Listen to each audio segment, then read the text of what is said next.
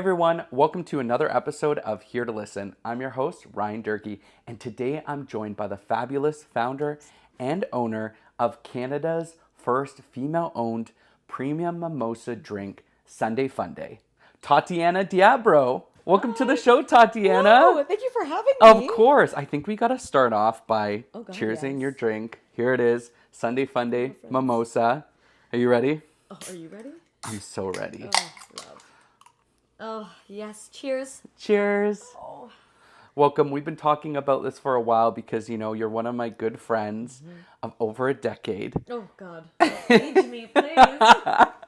And ever since this was, you know, an idea in your mind and you're telling me about it, I'm like, I want to interview her because you have such an interesting story and just how you came up with it. So, I mean, I think we should start there, really, to be honest. Okay. Back in 2020, you know, during the pandemic when everyone was baking bread, you were baking up a brand, which is now Sunday Funday Mimosa. Take me back to that time and tell me a little bit more about what was going on. Where did that come from? Oh, my goodness. So, 2020. It was August, and a good friend of mine has a big party on the island, and it starts, 10 a.m., nice and early, and I wanted to bring, I was going to bake goods. I was like, okay, I'll make drinks. Yeah. And then I thought, it's you have to schlep it all there to the island. Yeah. I'm 5 feet tall. I'm not schlepping all these things. And then I thought, you know what, I'll just make mimosas for everybody. Perfect. And then I thought, we're not bringing bottles of Prosecco and orange juice all the way down to the water and getting on the ferry and then the island. I'll just buy mimosas at the LCBO. Yeah. And so I went to the LCBO, asked the staff, because obviously I couldn't find it, and they all looked at me like I had grown 2 heads. And they said, ma'am, go buy Prosecco like everybody else, and then go to Longo's and go buy orange juice and get out of here. Make it yourself. Yeah, they're like, or just go get White Claw. And so for me in that moment, and I had Googled it, and I said, hold a minute. At that moment, there were no mimosas in Canada. There was no mimosa brand. Wow. And so that was such a weird moment for me. Yeah. A bit of an aha. Like that's, you hear about founders having their big moment. I'm like, that's silly. That was it. No, that was it. And I thought, it can't be that hard. It's very hard. It's been very hard. But it wasn't a crazy idea. It's a mimosa. It's not a lot of ingredients. It's not rocket science. And so as someone with a background in marketing and sales, that idea stuck. And went to this party, but the whole party, that's all I was thinking about. And I still have the sketches today of what the brand would look like and really different Pantones of orange, like, crazy person just already getting to work. Wow. And the next day, during my day job, doing cold calls to whether you imported orange juice, ingredients provider, you're making cans, you were a competitor. I was talking to anyone that would answer the phone. Wow. And just trying to figure out, how do I do this? How do I make it a reality? Yeah, I was like, okay, so you make citric acid. Ryan, tell me more. What? I heard that's a big thing in drinks. Because remember, my background is not drinks. Right. I'm a consumer. Absolutely. Yeah. But I don't know how to mix things. Remember, my background is business. Science and all those things, I have no idea. So trying to get an understanding of what that world looks like, which is an entirely different world than the tech world I come from. Mm-hmm. So it was quite a journey. And it's real sparkling orange juice. Correct. So did that present some challenges for you? The fact that you had to, I know that was a big thing when you first told me about the brand, is that you wanted it to have that real authentic taste. Yes, that was very important. And that had some hiccups, and it was a journey in itself because a lot of, flavor brands I worked with or people in the industry, you said, you know what, it's easier if you just did synthetic, just do flavoring, whatever it is. Please don't work with real. It's chaotic. Orange juice apparently is very volatile. Who knew? I did not. And I was like, oh, I see why there's no other brands. Okay. But that was a huge learning because it's funny. There's a quote that I love. Kris Jenner. Oh, okay. Love. Shout out. Right? Business mogul. I absolutely look up to her. Absolute genius. And there's a quote that she has of, if you're getting a lot of no's, it means you're talking to the wrong people. And so I found, some people in the industry that work with real juice. Yeah. They were like, oh, no, these are the extra precautions and the steps and all the things that you need to do if you are gung-ho about keeping this with real juice. And now you've done it. Yes. You've brought it to life. Yes, finally. So for those that haven't had, the chance to try, I think this summer's and future summers drink of choice, Sunday so, Funday. Yeah. How would you describe it to them? Oh, well, it's a mimosa. So imagine all the work it takes to make a mimosa, Yeah. gone. Yeah. But you still have the good taste, real juice, obviously. And for me, again, using that real juice also brings that freshness to it. Yes. You open it, you can already smell it. It's fresh as if, we're squeezing oranges that morning, canning it for you. I'm tasting it now. And that was huge for me. Yeah. So that, and then also bringing this to 90 calories. So Right. this time last year, I was 110 calories. And so even shaving off 20 was such a big feat. But for me, selfishly, I was like, I want to drink something that's under 100 calories that still tastes good. That was huge because as a big consumer of alcoholic products, not that big. If we can say that. Where are we going with this? Or keep it in, please. It's research, people. I found a lot of them, they all taste the same. A lot of vodka sodas taste the same, whether they have juice or not.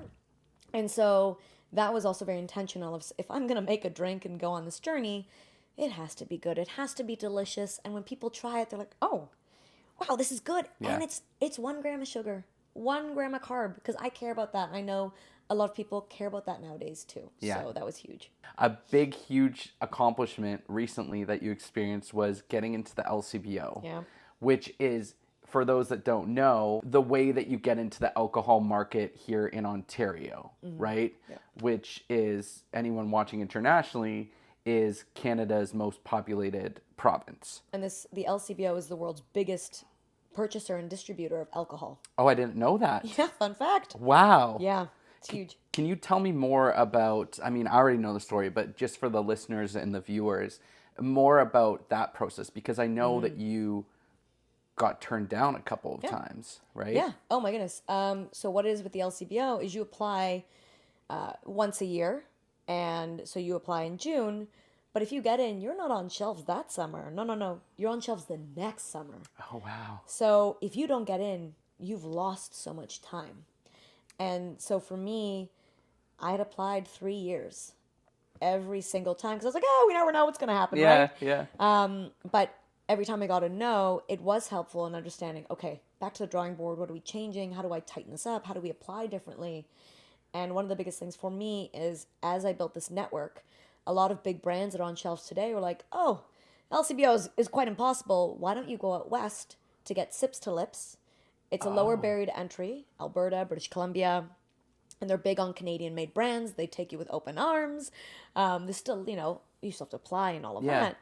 But it was really cool to get that validation because at that time I wasn't getting this in front of friends. Only friends and family were trying it, but to get strangers off the street actually spending their own money trying this. And so that gave me the motivation to keep applying for the LCBO. We sold out so quickly. I have people still reaching out via Instagram, for the Drink Sunday Funday brand on Instagram and saying, hey, I bought this in BC last summer, looking for it. Where is it? I'm looking at all the stores. Wow. I'm like, oh my goodness, really? Wow. Yeah, we're not there yet anymore. But we'll come back. Don't you worry. Yeah. So I think it's just, as I was on this journey, I'm like, okay, well, we're not going to stop applying for the LCBO. If it doesn't happen, we're going to make game plans. It's fine. This is the golden ticket, if you will. This is the top of the mountain. Yeah. It's okay, Tatiana, if you don't. Year 1, I didn't expect it. Year 2, I was like, no. Year 3, I was like, it would be nice, but again, maybe by year 5 we'll get there. So, yeah, it was quite a journey. So when I got it, to be very honest, I wasn't planning for this one. I had already changed my mindset. I'm like, okay, we'll probably get rejected again. That's okay. We already have other plans in motion. And so when I got the acceptance, I was actually sitting on this couch on the phone with a girlfriend. And I was also checking my emails, as one does. And I got the email and I almost didn't open it because it looked the same as the rejection email. Oh, wow. Very auto reply, basic, And so I opened it and I just stopped talking. And I'm like, I'm going to read this again. No, I'm going to read this again. And I was like, oh my God, I got in. I got into the LCBO. And so we just both start screaming on the phone. Yeah. And it was just bananas. Absolutely bananas. Like, really? Wow. And you had probably thought about that moment so many times in your Yeah. head before, what that would feel like. Yep. Was it that and even more? It was just so surreal because I didn't expect it. And it was funny. So I'd called my parents afterwards, and they were outside gardening. This is in August, and I was like, "Mom, where's Dad?" She's like, "Oh, he's gone." I'm like, "Go to Dad. Go. Put me on speaker." She's like, "Oh, we don't. We're a bit busy. Go to Dad." You know how parents are. I'm like, "Woman, please." And I'm on speaker, and they're like, "Are you okay? What's happened? Yeah. What is going on? Yeah. What have you done?" Yeah. And I'm like, "We got into the LCBO." And just silence, and then my mom just starts crying, and Oh. Dad's speechless, and it was a really cool moment. Yeah. But still, we were like, "Oh shit, okay, Yeah. it's happening. This is the real leagues, big leagues." Yeah. Well, I mean, and some prime placement too. Like, I Yes. know I went into an LCBO and just talking to one of the staff there, he was saying how it can be difficult, especially as like a new brand, to get into the cooler space. Yes. He's like, a lot of the drinks like this are out on the floor. And I actually Yeah. saw like a whole, in this particular LCBO, a whole section of like summer coolers to Yeah. try. Meanwhile, yours is like meant to be served chilled, Yes. right? Yep. And the fact that you are actually there, and he said this too, allows people to actually try it the way that it's meant to be served. Yeah. And so, I mean, that's such a huge accomplishment too, that they're literally see, that this is a brand worthy of being there. I mean, I don't know what the thought process is behind it, but like, I think it's a pretty good sign that I think so. you're in the cooler section too. So congrats on that as Thank well. you. And I would love for you to share more about, how did you come up with the name and, the branding behind it? Because that's such a big part in today's world with Absolutely. all kinds of different drinks for people to try. And Yeah. Sunday Funday is just like the perfect name for a Right. mimosa drink, Yeah. right? And just like the colors, it's just like such a warm orange. And Thank you. so, what went into the branding? Because I know you have a background in marketing. You also have, with the decade of marketing experience and events experience, you've been in that world, right? And sales as well. Yeah. How did the idea come about for the actual branding and the name? Yeah. Great question. So with a marketing, I mean, even just as a consumer, like a regular consumer on the street, branding, especially nowadays, is so important because people want to resonate with what they're holding, what they're buying, what they're wearing. Yeah. It's a reflection of your choice and who you are. So for me, I was like, it has to be a fun brand. It has to be fun. It has to be sassy because that's who I am as a person. I can vouch for that. That's true. 10 out of 10, sass. But I want it to be fun. Yeah. And so the biggest thing for me was definitely the name. I said, okay, well, what resonates with people? What's exciting? What's, what comes to mind when you're drinking mimosas? You're thinking docks, it's blue skies, Yeah. all those things. And then Sunday Funday, as we all know that saying, popped up. And I was like, oh, that'd be cool, but it's a saying. Like, that's crazy to take over that saying. And I'd reached out to my trademark lawyer. I was like, hey, crazy idea. Like, I did my own research, but I see this isn't trademarked in Canada. And she's like, oh my God, it's not. So do you want it? I was like, yeah. And this is, I think, 3 years ago or 2.5 years where I still, was thinking about the idea. I was going back and forth. And I'm like, who am I to be in this industry? You don't come from this. It was on and off. Yeah. I said, you know what? Let's book it. Let's lock it in. At least I have it. Yeah. But let's just see if we actually make something of this. So the branding, so the name was so important. And now, like when you think Sunday Funday, you're thinking about the brand as well as what it means to you. Exactly. Yeah. So that was huge. And then in terms of the orange, sitting with the design team that we work with, literally just looking at different Pantones of orange. Oh my. 'Cause I love marketing, but design stuff I think is very difficult. Oh yeah. Because certain colors can portray certain things to people or what it means or how you feel about it. Yeah.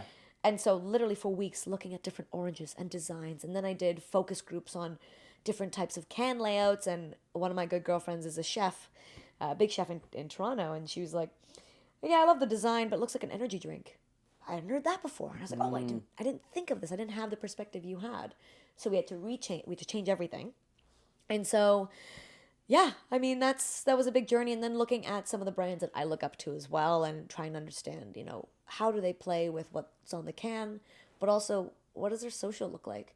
How are they speaking to their followers? What do I want to be, as a brand? What do I be when I grow up? Yeah. How do I want people to feel when they come to whether the website, the Instagram, Or if I'm going to your house and I see Sunday Funday in your fridge, how do I feel about you buying that? And like, what is it? Oh my God, that's so cool. Yeah. And, so there was a lot that went into this. But yeah, I'm pretty happy with it.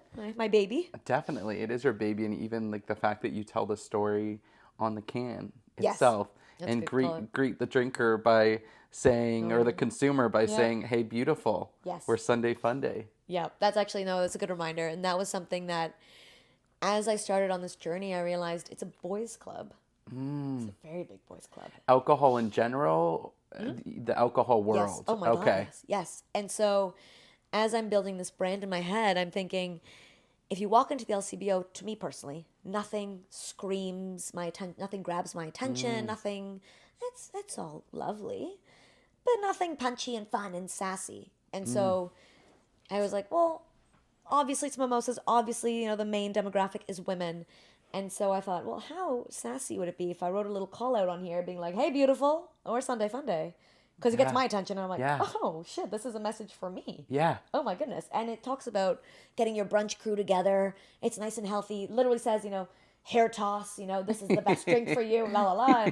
And so I love that. And I'm like, oh, I can actually do whatever I want with this. I'm going to put this in here and see if anyone notices or reads it or, I don't know, resonates with you. Yeah. So.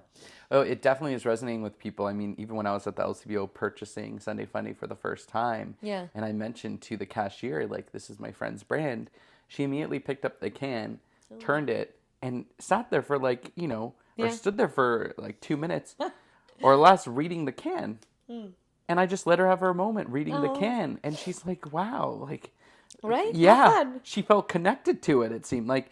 And I think that that's what really sparks people's loyalty as well to a brand and their connection. Yeah. And you do a great job on social media. The brand is really great on social media and connecting to people and being a part of those big pop culture moments as well. And Yeah.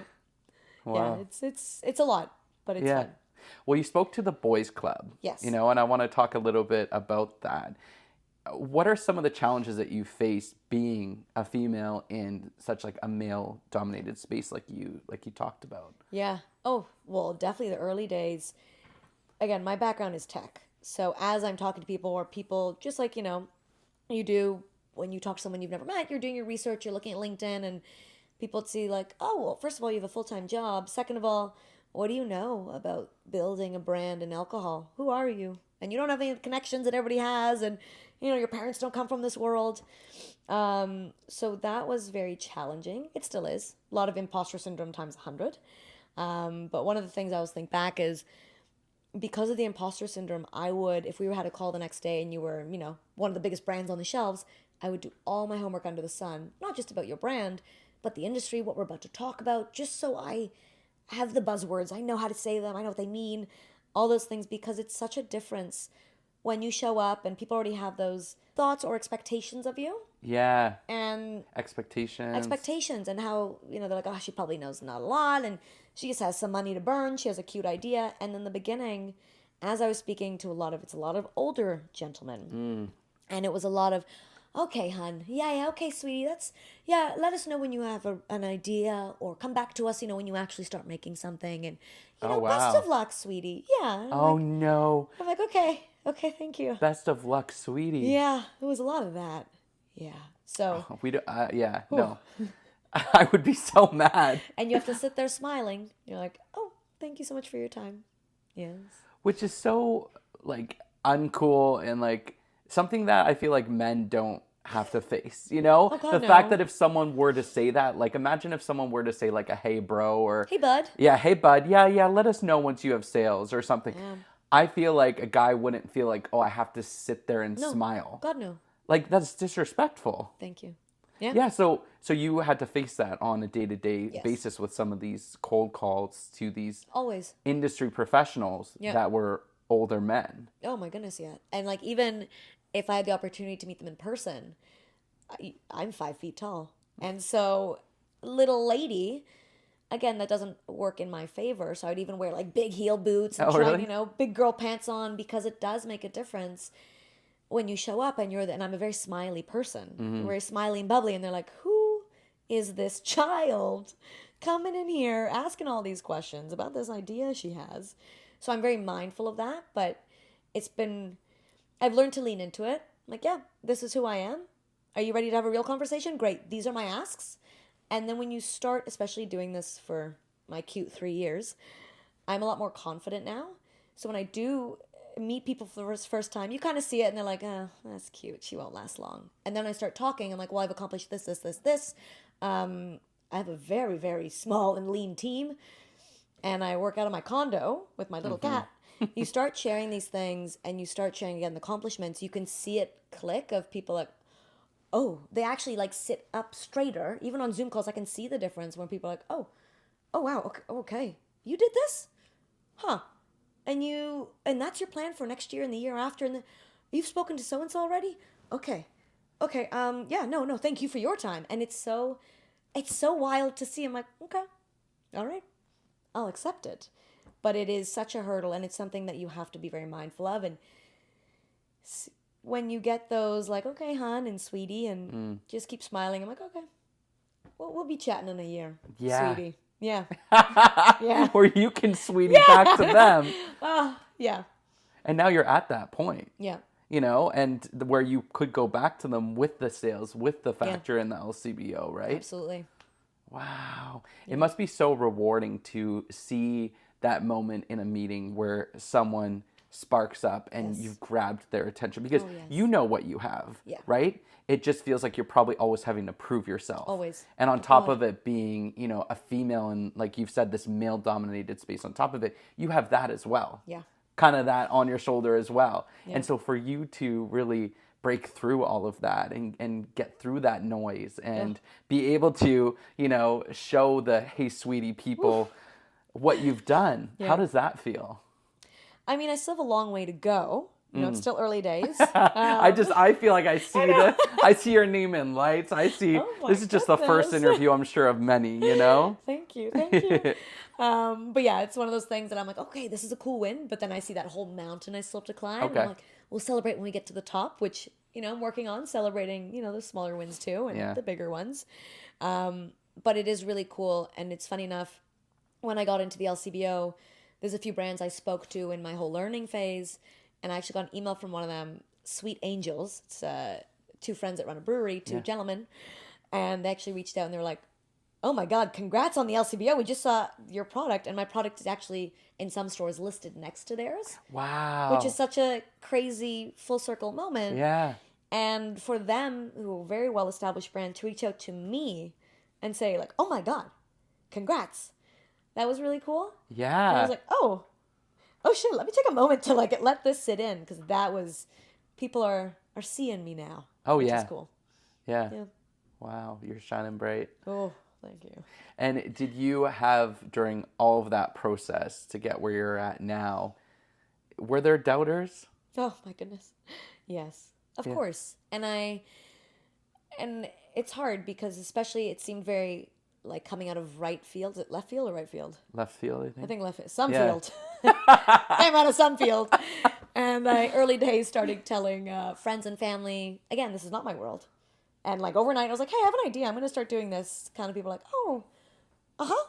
And so I saw it split into two camps where friends and family were like, yeah, okay, good luck with that. Or you could just pick up a hobby like a normal person. There was a lot of that. And then they would check in and be like, is that still happening? And you start to saw like, I would share some wins, or I'm like, oh, I kind of booked this or that. I'm getting samples now. I'm doing this. They're like, oh, wow. Okay, so you're actually serious about this. Like, this is amazing. Yeah. And I'm like, and people that know me, if I'm doing something, I'm doing it 110%. Yeah. 110. Yeah. Like, I don't, like, well, maybe. No. Like, I'm a very, as you know, aggressively A-type, and I will run after that goal. But then I saw some friends and family that I'm more,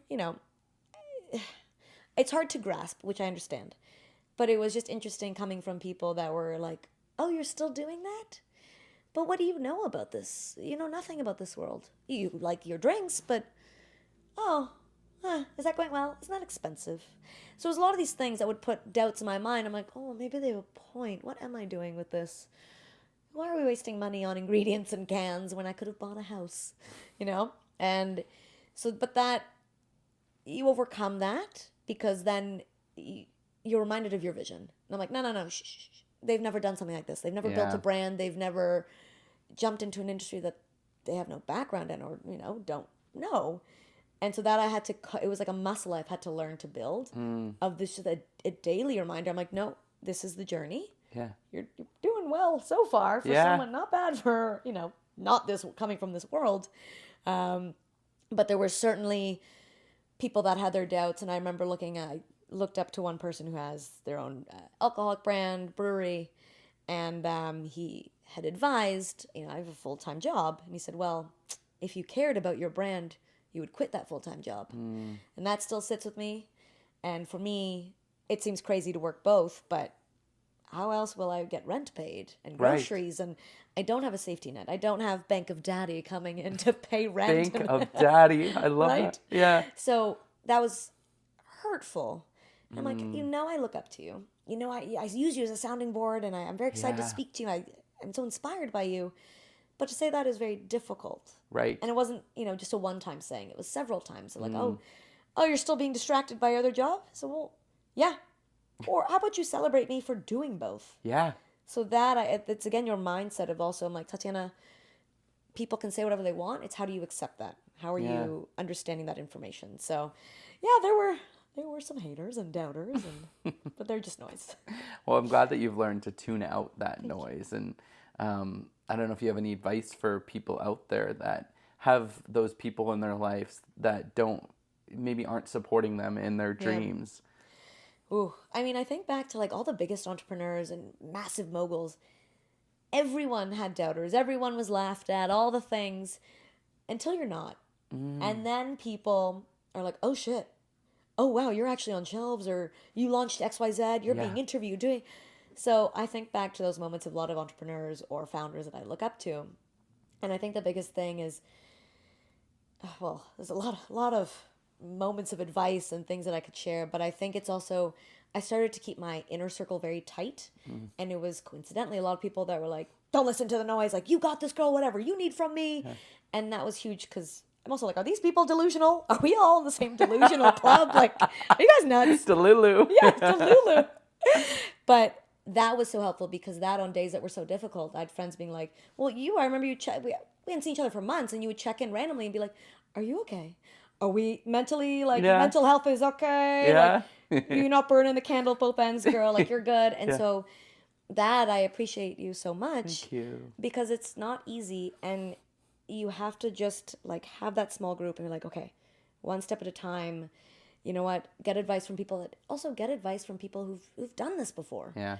Versus when I think about the people, friends that were like, and I know it comes from a place of they want to protect me as well, but they're like, but what do you know about this? But why would you do this? Why are you wasting time? And to not see it as a negative thing, it's no, they care for you. Yeah. But understanding that perspective and how to change that, and just think they mean best for you, but maybe we push them out of that inner circle for a little bit, because I can't have those thoughts right now. Exactly. Yeah. Well, cheers to cheers. Cheers to that. Cheers to your support. Ooh, very needed. And how does it feel when you receive love from people on social media? Because now we're so connected on social media. And I'm not only talking about friends and family, because I know that's great to see as well. And it's amazing that they're supporting. But someone who you've never interacted with, tagging your brand or doing a review online or talking about it. How does that feel? Oh my goodness, it's the wildest thing. Like, friends and family have been phenomenal through day one. Yeah. And especially the launch. I've had friends of friends sending me pictures. I'm like, who is this? And just loving it, and that's cool. But to have people tag, like the Instagram, for example, people, and I'm looking through my Instagram and I'm like, oh, we actually have no mutual connections. Yeah.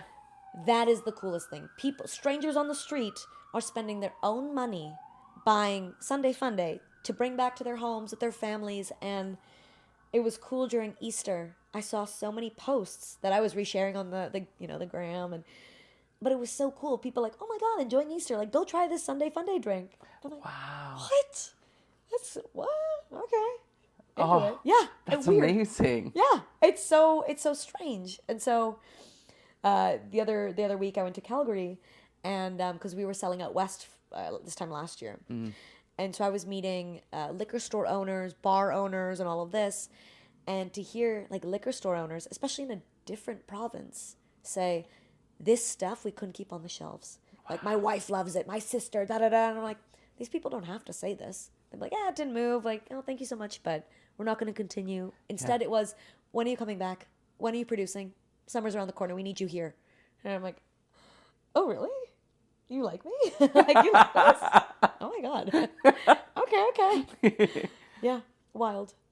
Well, congratulations Thank for you. getting to that point, and it's definitely well deserved. And Thank you. I think that it speaks to the fact that it's beyond such a cool brand.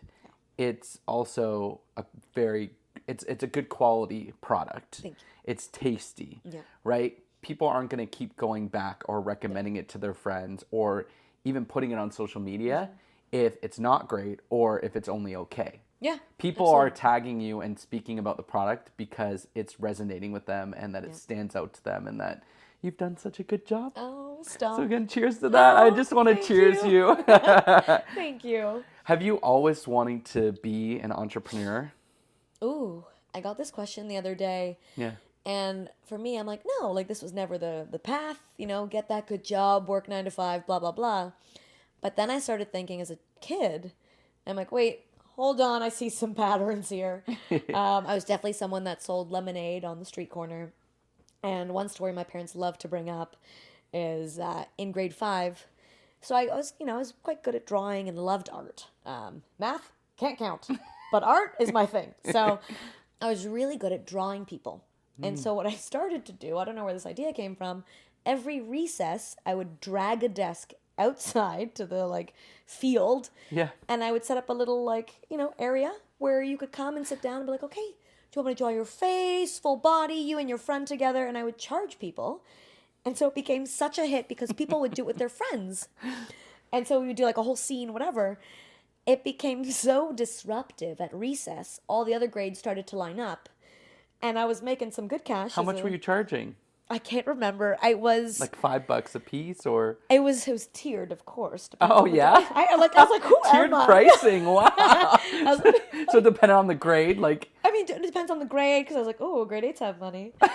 Depending on the grade, as well as like, oh, if you and your friend want a picture together, that's a whole thing. That's going to take so much time.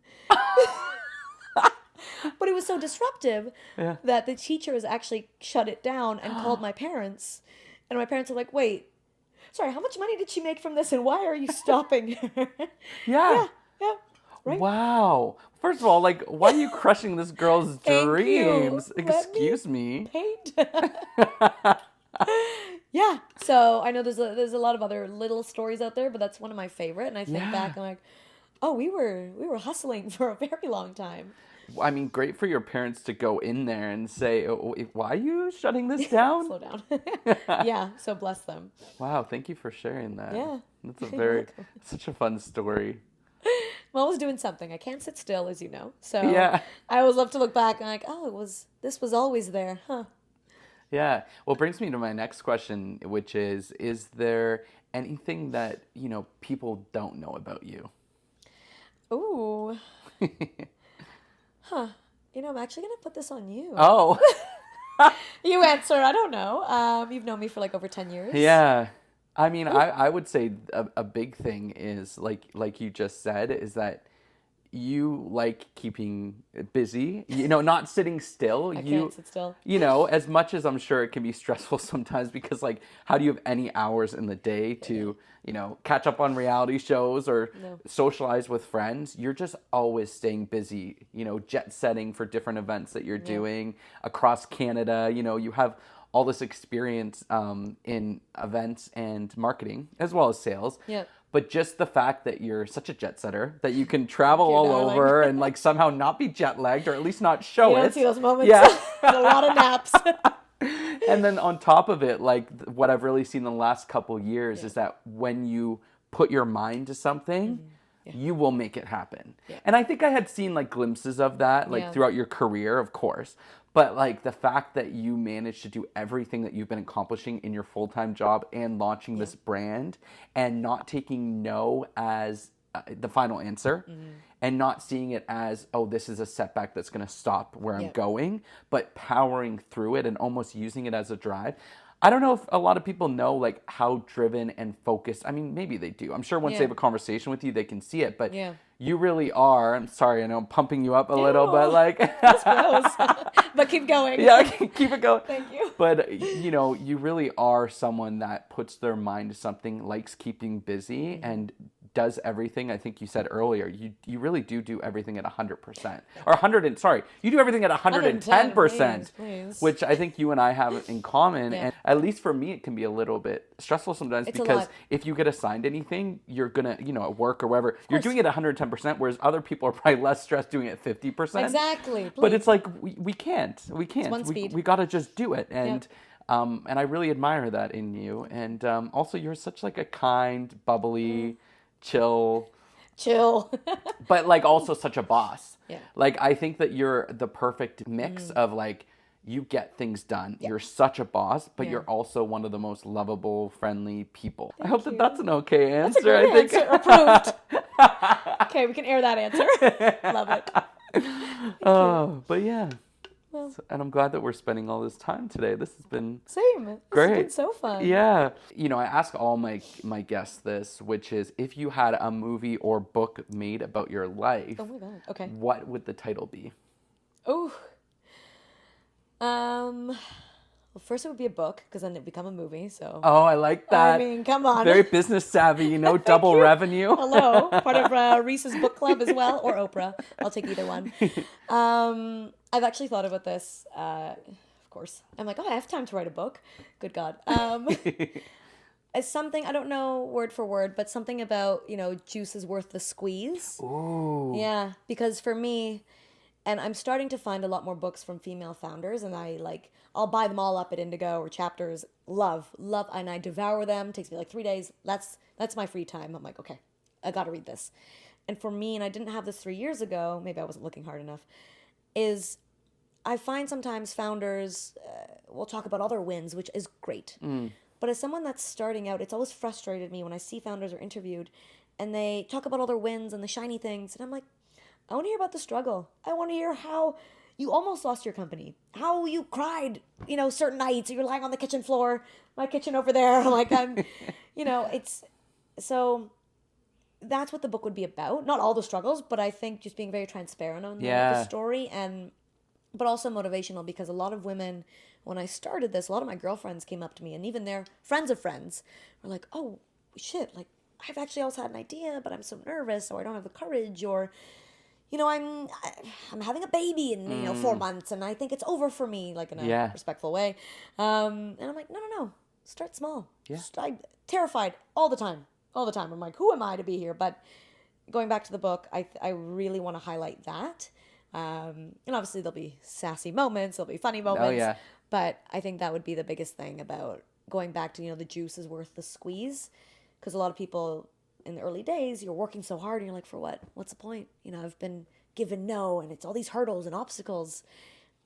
You have to keep going. And so, long story short, that would be the book title. I'll workshop this. I'll let you know. The juice is worth the squeeze. Yeah. I like that. Oh, thank you. Yeah. And how do you, well, first off with that, is there a book that really has resonated with you that you would recommend to someone? Yes. There's a lot of founder books, but I think the one I always come back to is called Shoe Dog, about the story of Nike. Oh. Incredible story. Yeah. Of this teenager somewhere in the States, I can't remember which one, just had this idea and had no money. His dad gave him a little bit of money and he built Nike. Wow. And just little things like he knew a designer, like in the hallway, she sketched out like what the logo is. Yeah. And he was like, I don't know if I'll use it. She gave him on a little piece of paper. He's like, okay, well, maybe. And even things about thinking about the name. And it's such an incredible journey that you go on when you read that book. So absolutely love it. I'm sure you've experienced it because I think we've talked about it and like I've experienced it as well in my career. But how do you deal with imposter syndrome? I think a lot of us can, relate to feeling that sometimes. Yeah, absolutely. I think the biggest thing for me, especially starting this journey, is it was so obvious. It was so uncomfortable for me. I'm like, I don't belong in this conversation. I shouldn't be here. Tatiana, it's a cute idea. Give up. The biggest thing for me across my career is doing your homework. I don't have the 10 years or 20 years experience that I have, that you have, if we're going to have a conversation, but I can do my homework. It's not going to match your 20 years, but at least I can come to the conversation and meet you halfway. And I know, again, like the buzzwords, I had a whole list of buzzwords that I would pick up from one call in the morning that I would use in the afternoon. And they would be like, oh, okay, so you know about da-da-da. I'm like, yeah. And I like my second screen, I'm like, what does this mean again? I'm like, oh, yeah, of course, please. I've been doing this for 10 minutes. Yeah. So I'm now confident in my ability to be prepared because, again, I do everything 110%. Yeah. So I'm confident in everything that I'm reading, every podcast I listen to will prepare me for that conversation. So that helps. And then one thing I'm getting better at is with all the research and trusting your gut. I've had conversations where early days, someone would say, oh, my experience, I would never do X, Y, Z. And I'm sitting there, I'm like, well, I don't think that makes sense. But early days, I'm like, oh, who are you? How dare you question? You don't know this. And every single time I would actually go back to them, I'm like, well, let's unpack that. Why wouldn't you do this? Half the time, they don't have a good answer. They're like, I don't know. We've just actually never tried. I'm like, I'm so sorry. What? And so that's always been helpful with that imposter syndrome, because I think it's also, and you hear about it with founders who come from different industries, who enter a totally new one, is you come with this fresh perspective. So you're not jaded by the industry. Yeah. You don't know what's possible, what's not. I'm like, let's try. And so many conversations where I'm asking questions or this and that. The amount of times, Ryan, I've heard, no one's ever asked that before. Wow. We didn't think we could do this and that. We've never heard of this or seen this. And, wow, that's a good idea. That's a good idea. I'm like, wait, what? Yeah. So the imposter syndrome is still there, will always be there. But it's now like a quieter voice in the back of my head. I'm like, wait. We had this before. How can we mitigate this? Let's do all our research, our reading. Yeah. We can still feel this. It won't go away. But now I'm more confident. I'm like, so, yeah. Yeah, and trusting your instinct too. Yeah. Right? Yeah, trusting that gut, that little voice that's like, well, hold on a moment. Yeah. And I'd be like, shh, please. He's older than you. He's done this longer than you. What do you know? But usually your gut is right. Probably all the time. And so I think as someone, like a lot of, this, like I ask hundreds of questions, whether it's in my day job and life and whatever. And I think not losing that too. Yeah. That curiosity, because it shows that you're interested. Yeah. Versus back in the day, I'd be like, oh, I don't want to ask that question. People think, oh, she isn't prepared. See, she doesn't know what she's talking about. But every time I've asked a question, people are like, yeah, good question. Yeah, that's a good point. Yeah. So holding on to that curiosity, which I think also goes back to fighting that imposter syndrome. Yeah. But you have to be confident with that. Yeah. There's a way to deliver those questions when you're doing your research, whatever it may be. So, yeah. So proud of you. No, stop. I'm just like, I feel like I'm gonna tear up. I'm just so proud of you. It's amazing. Stop. It's amazing to hear your story, and thank you for sharing it with me, and course. Allowing me to be part of this journey throughout, and sharing it with my listeners and viewers as well. If people are interested in learning more about the brand, where can they find you? Oh my goodness. So they can find us on our website. So drinksundayfunday.com or Instagram, drinksundayfunday. And then also, I'm getting a lot of DMs, a lot of people that reach out. There's a contact us page on the website, and I'm getting a lot of women being like, I want to start a brand. And it goes to the email account, hello@drinksundayfunday. And that email is my email. So that's a CEO direct contact. Oh, and that was hello@drinksundayfunday.com. Correct. Okay. Yeah, probably shouldn't share that as direct contact. Oh. Drama. Good luck. For now, it goes to the CEO. For now. For now. Don't get excited, everybody. But yeah, so you can reach out there, and it's been cool. A lot of people asking questions. They're like, I want to start a brand. Where would you go? And I'm like, oh, really? But so Instagram, website. Yeah. It's amazing. You're creating not only a brand and a great tasting drink, but you're also creating a community. Oh. And again, I'm so proud of you, and thanks again for sharing your story today. Oh my goodness, thank you for having me. This has been so fun. Yeah, I've loved this. Oh, me too. Cheers. Cheers. Thank you.